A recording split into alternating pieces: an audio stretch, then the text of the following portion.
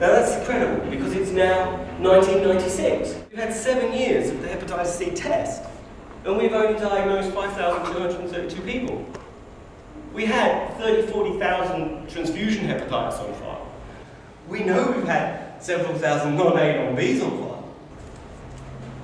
So what's happened? Nothing. Absolutely nothing. They know. They've admitted there's 15,000 blood backwards to 1982. They've already admitted there's 5,000 haemophiliacs infected. They've already admitted there's thousands of dialysis.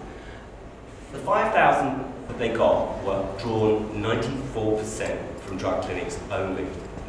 The tiny handful of tests they did, the only question they asked how you got it was, are you an injecting drug user?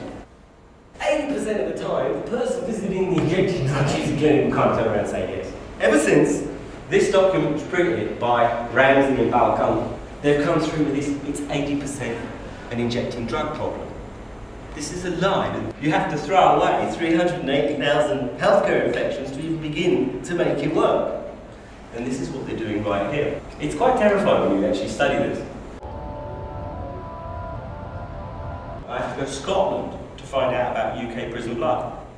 The Scots have kept all their records and they have letter after letter after letter written to our government.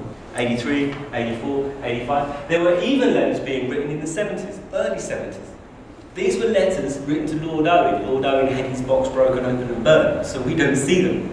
But the biggest concern is that here we see Scotland coming out about its prison blood supply, coming out about its catastrophe, and it's doing it literally without England noticing. One of our biggest problems is we're letting the prisons become completely out of control.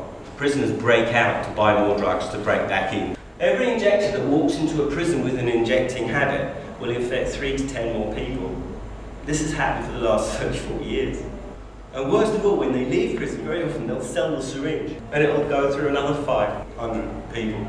It's a terrifying thing. So we're basically looking about, I think it's 6 to 8% of prisoners having HCV. And it's basically a factory, a Hep C factory. It just refines people and sends them out. And unlike the American military, it has no ownership. It calls these people injecting drug users. They're their prisoners, actually. And one thing we do know is almost none of them have been tested yet.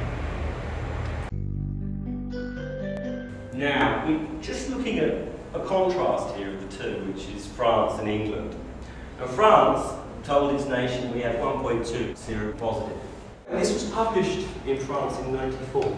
This was front page news. 500 to 650,000 people had Hep C, 60% transmission by blood or healthcare products, the rest mainly drug use.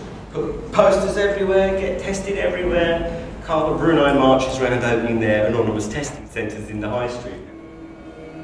92, Department of Health says Hep C is new and does wait and see. How can anyone invent a strategy called wait and see?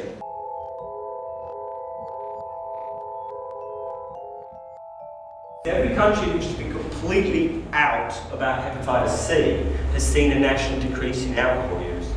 One of the signs that your Hep C campaign works could be said to be you've got maybe 1 million teetotal households.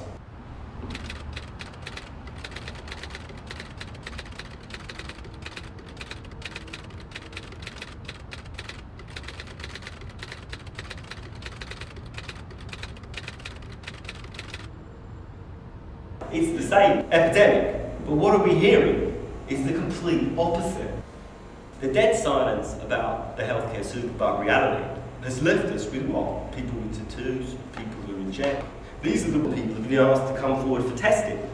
And what I'm not seeing is patients realising their risk.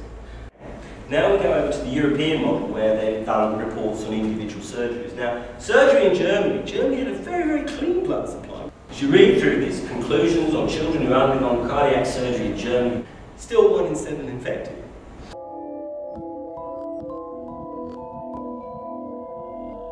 People that went for these products before '94 are in real trouble and need to test them. Canadian prevalency, and we use medicine the same way that Canada does, would see at least 25% of your infections. So if we're looking at about 140,000 infections per decade from blood, you could be looking at another 70,000 from dialysis. This study by De La Tour 35% transplantation surgery or 92. We might be slightly lower than that. We'd probably be 20%. But again, you're looking at some serious problems there. Here we are, the French, better part of 10, 15 years ago, tracking all transplant survivors and determining who is infected.